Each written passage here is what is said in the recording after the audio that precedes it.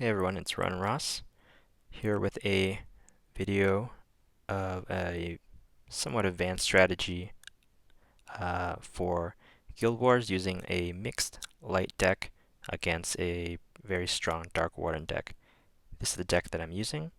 It's got the Swine Lord Strike Force, the Relentless Scholars, Maya and Diosa, who are all Slayers, and then the Ultimate Form in Contingent, and the Gliding Blademistress, which is the ultra rare from that deck. I have 3 Slayer relics, and then I also have the Ultimate Form relic, the lightbearing nodachi from the Incontingent deck, and I'm also using the Guild War relic, the new Generation 2, however you want to call it, Guild War GvG relic, the Glaive of the Savior, which doubles the amount of gems that my relics make. So I'm going to hop into this battle and then kind of explain what I'm doing and why I've chosen these cards.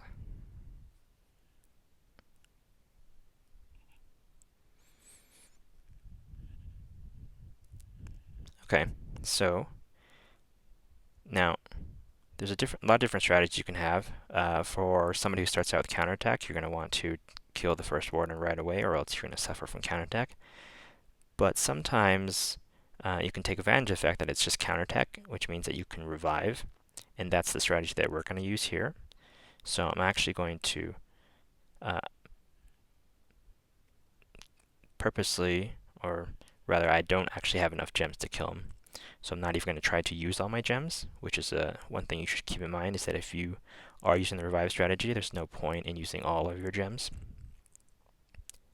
So now we have revive because of Swine Lord Strike Force, but because he has counterattack, we need some way to prevent that damage from happening, and luckily Swine Lord Strike Force has the ability to give you damage immunity, so that's something you do need to take into account. The only other way to get over the counterattack would be to remove the counterattack. So here we're going to use Swine Lord Strike Force, which is going to keep us alive. And for this strategy, for this guy, I actually am going to be using the Gliding Blademistress to start doing the tribute, which, if you remember, will double the amount of gems that Incontingent will make, and that's very key, as you'll see later. And just for good measure, I'm going to throw in Maya for a little bit overkill on this guy. Yeah, so that obviously was plenty of more than enough gems. But there's no reason to save Maya because, as you'll see, I actually do only want to use her on the 1st, 3rd, and 5th wardens. So now here, if you remember tribute, like I just said, it's going to allow me to use Incontingent twice. So let's use Incontingent, which gets me a boatload of power gems. Then I'm going to use the Relentless Scholars.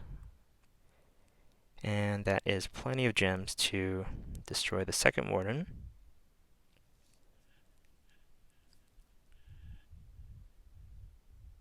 And yeah, you see here, the Incontingent was able to activate again because the tribute was over 5. And now I have plenty of gems on the board, so I can just use Maya.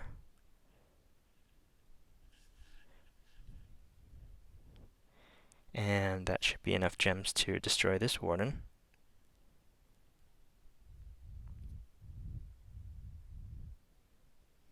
Now the reason I use Maya on the 1st turn and not the Relentless Scholars is so that I could use Relentless Scholars on turns 2 and 4, particularly this turn.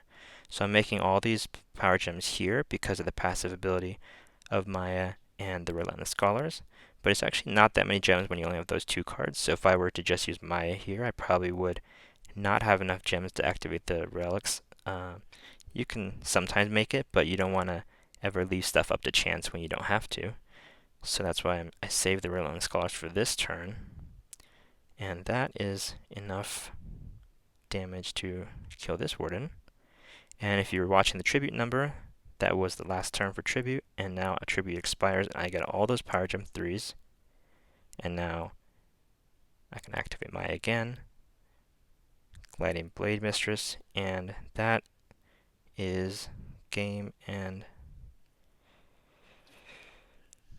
that is the game. So this is one example of a deck that actually takes advantage of both Slayers and Commanders and doesn't use Ascended Aline as a leader or even a Dragoon because they're actually very powerful cards, and the amount of power gems you make are more than enough to compensate for the fact that you're not getting a leader boost. So hopefully that was helpful, and if you have any questions, let me know.